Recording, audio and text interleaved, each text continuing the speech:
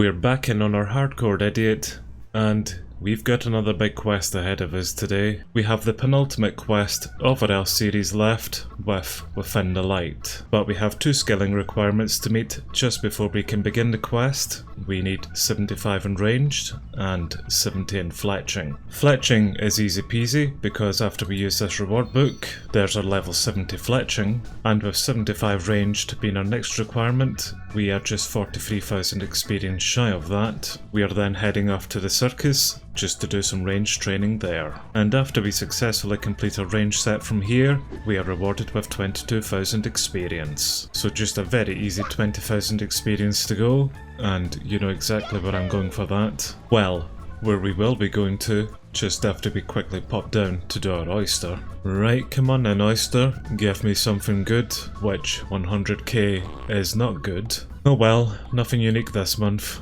You win some, you lose some. Hello Chuck, lamp me up. Nearly 30,000 ranged experience for that, but it's certainly enough just to get us to level 75 in the skill, which is now everything that we require for the Within the Light quest, and also one of the requirements for the Plague's End quest, which we can now start the quest by speaking to the handsome elf in Lecha, and to be honest with you, I cannot remember this quest whatsoever, so this is going to be a fun experience. Right you, have you gotten smaller? Anyway, let's start this quest. Do I remember Forgol? I don't even know who you are.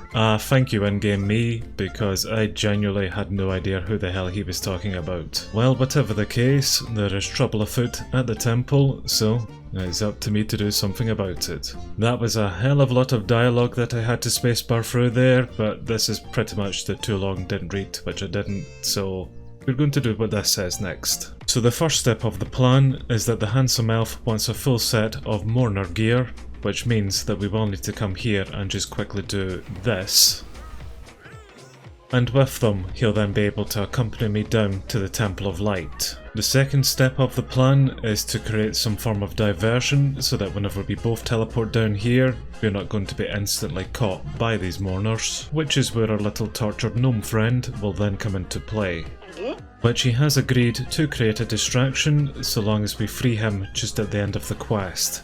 So we'll think about that. And the last part of the plan is to attune this teleport crystal that we've been given, which we have to do just down near the Temple of Light. But by attuning it, we will then both be able to teleport down towards the Temple of Light, and that's whenever the gnome's distraction can come into play. So I think we're close enough to the temple now that we can enchant this crystal. This would make for a great teleport spot. I guess I'll try singing at the crystal now. You go ahead then son and get your beatboxing magic on the go.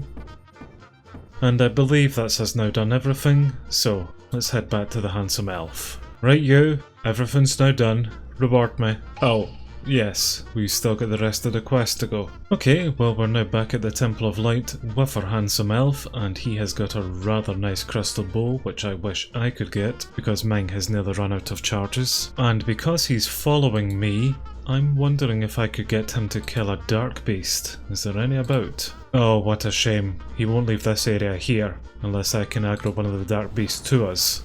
Handsome elf, get him. Go get him. Go kill it.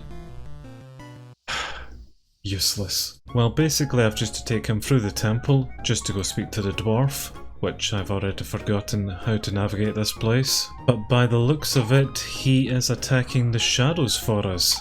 Well, that's nice. Why couldn't you have accompanied me down here the other day? Are you stuck behind this barrier at the moment? Oh, that's a real shame. Do you know what I'm going to do? There. You're never getting through this barrier now. Go solve your own damn light puzzle. Right, I'm going to go speak to the dwarf and he can stay out there. Excuse me, how did you get in here? You didn't solve any puzzles. Damn magical elves. Right dwarf, let's get on with this. Well, the two of them are supposedly having a nice little catch up, and I have been asked to come out and investigate this energized pillar, which of course electrocutes me. The pillar seems to do no harm. The energy it produced reminds you of the power crystal in the Temple of Light. Is this what they wanted me to do? Just come out here and be continuously electrocuted? I mean, it's pretty fun, but what is the point? I've actually just come back and tell the handsome elf that I got electrocuted, so yes, that was definitely worth my time. Well, for some reason, I now need to go get a crystal trinket that he gave me, which means I need to head back to a bank. Rabbits? This would have been nice to have known before I headed down there. Why didn't you let me know? Well, at least we have a nice easy way just to get back to the death altar now. He wants me to use the crystal trinket on this energized pillar. I mean, it's already electrocuted me a few times. What else could go wrong? Well, I have no idea what's going on, but basically he just wants to use me as a guinea pig, so for whatever reason I need to enter the death altar.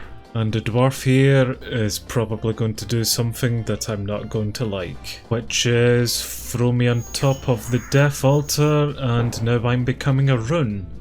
Okay, interesting. Well, that's just absolutely lovely. I now have this nice rainbow effect going around me. But now with this power, we have a fun time section ahead of us where we need to get to the beginning of the Temple of Light just to touch a crystal. This big crystal here, which we get some skills out from, but now we need to return back to the electrocuting crystal and quickly touch it just before the rainbow magic ends, which I think we did that in time because we now seem to be in a new area with what seems to be some more puzzles. Oh great. Light puzzles as well. That's even better. Ooh, a corpse. I like them. Oh no, it gave me a colour wheel.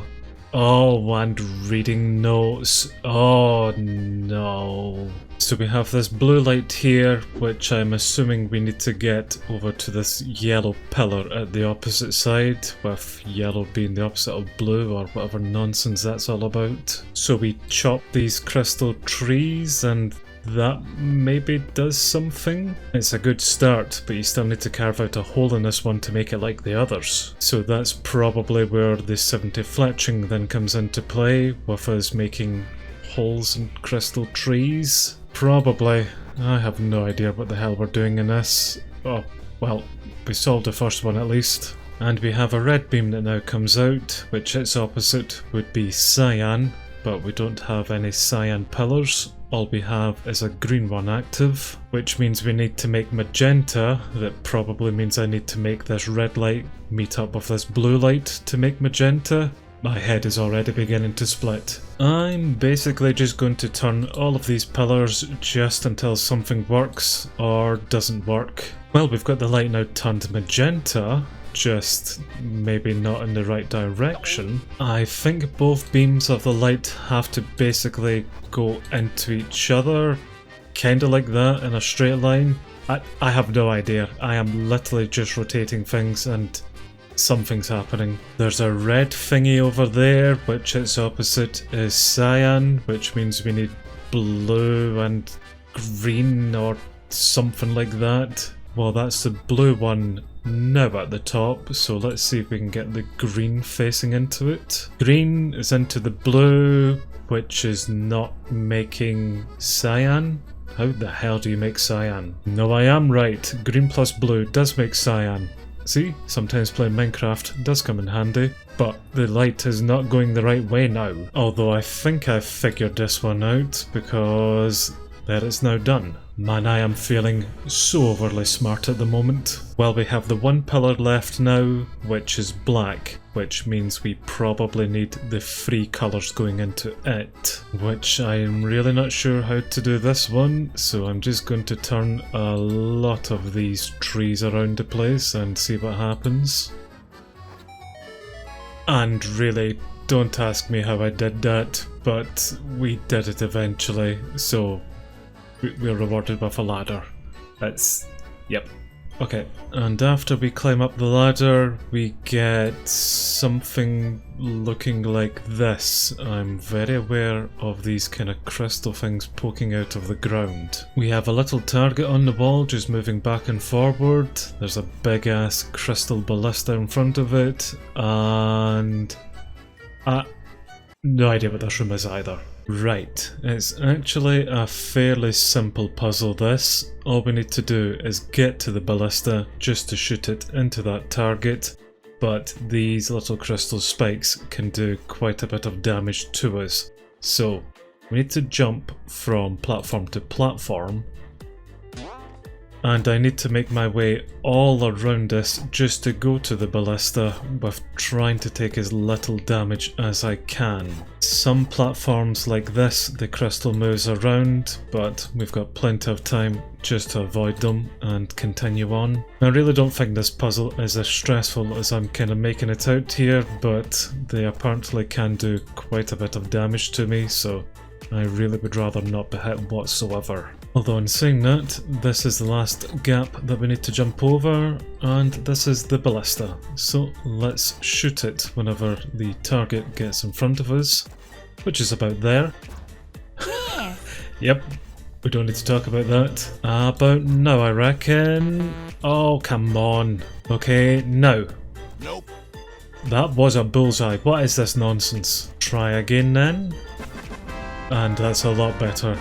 As you hit the target, the area far below shakes violently, as if something is being revealed. Something has opened back downstairs, so what I need to do is just head through the spike maze again, all the way back to the ladder. And yes, this large stone door has now opened, so we will go through it. Which leads us to our most favourite of things, a dead body. And hopefully you have a lot of gold on you, which you didn't. All I had was a report, which I'm sure this is telling us a lot of lovely stuff, so let's go back to the handsome elf and give him it. He couldn't wait any longer and has went back to lecture.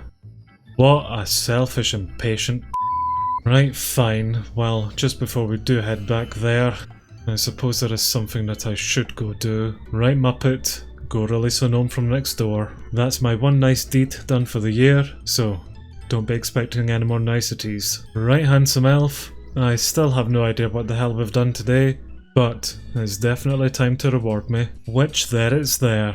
So that is within the light, now complete. We got 35,000 agility experience, 20,000 fletching, ranged and woodcutting experience, and also the ability to teleport to, whoops, clicked away somewhere, but that is an agility level for us, so there's level 76 agility. But that is finally it. The remaining quest just before the Plague's End quest now complete. All we have left remaining is 75 crafting to get, which is only another 30k experience until we get that.